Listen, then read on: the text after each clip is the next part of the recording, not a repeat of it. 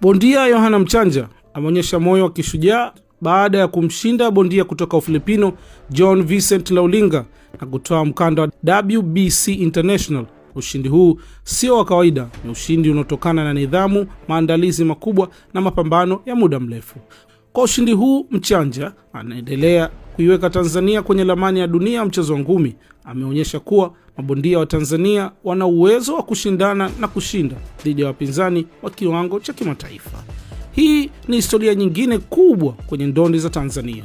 Mashabiki wa ngumi sasa wana sababu ya kuamini kuwa taifa lina vipaji vinavyoweza kufika mbali zaidi na kupigania mataji makubwa duniani.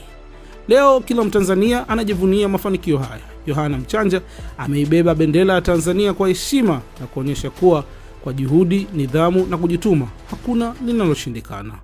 Hongera Yohana Mchanja, hongera Tanzania.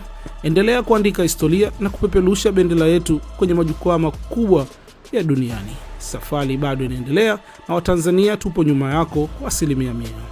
Hii ni LK Plus, mpaka wakati mwingine. Asante.